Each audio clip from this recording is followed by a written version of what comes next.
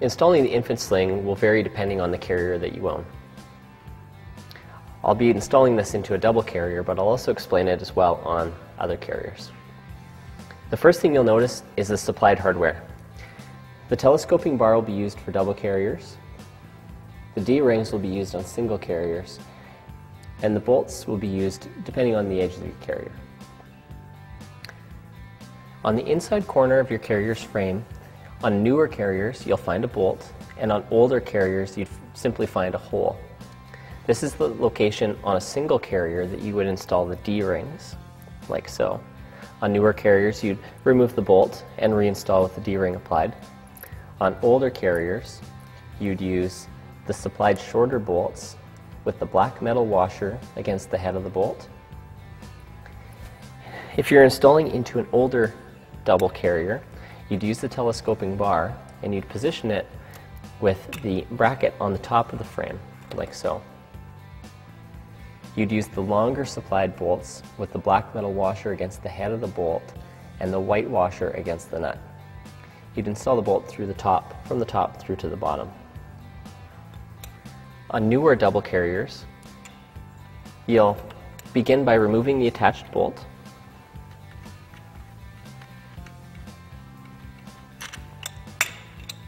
We'll take one of the supplied black metal washers and put it on the bolt, and then install the bar with the bracket below the frame.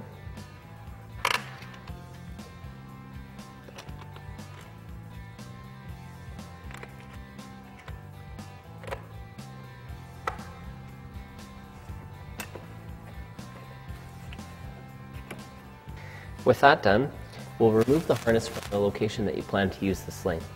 In a double carrier, you can use it on either side and still leave one harness for one child. Or if you're using a double with only one child, you can install it in the center position. We'll install it on one of the sides. So we'll unbuckle the harness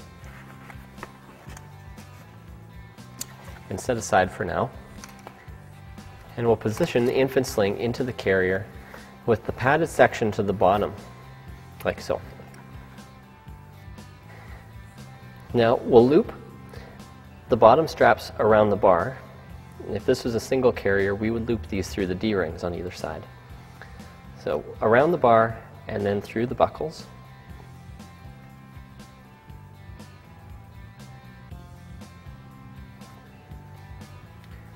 Like so.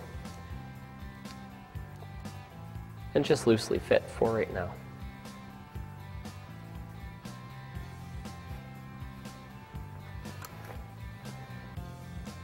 Now we'll loop the upper straps around the upper bar, but to make that a little easier, we'll just collapse the frame a little first.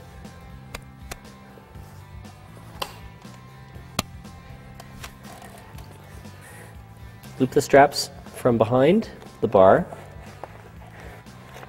and around to the front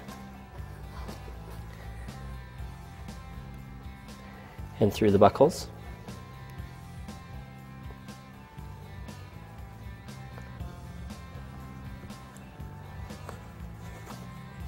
On both sides.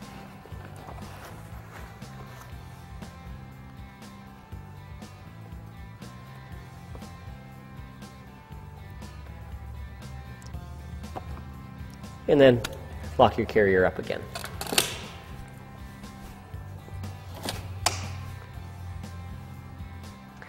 Now take your carrier's properly adjusted harness and we'll install it into the infant sling. We'll use the two top slots for older, taller children and the two bottom for shorter children. Simply take the buckle of the harness and slide it through and reconnect it to the carrier in the back.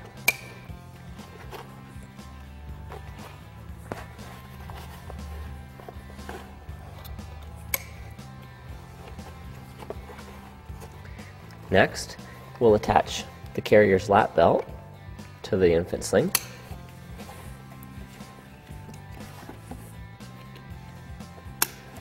If we had this positioned in the middle position, we'd use the two outside lap belts to attach it.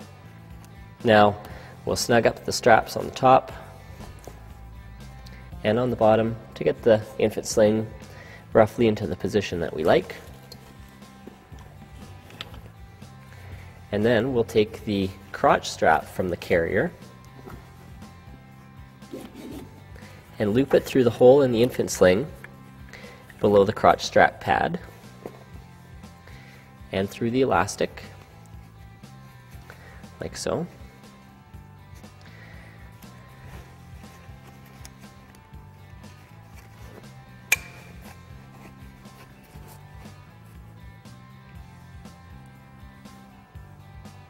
Installing the infant sling into the Corsair XL will require a slightly different step for the top portion.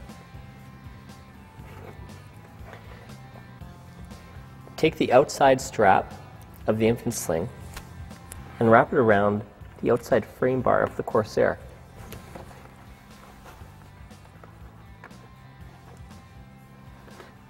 Once wrapped around, simply loop it back through the buckle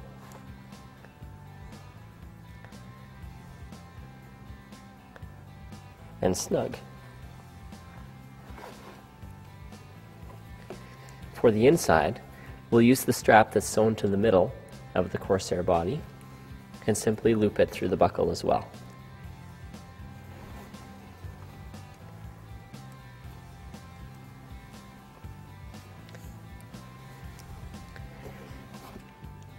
The remainder of the installation is the same on all carriers.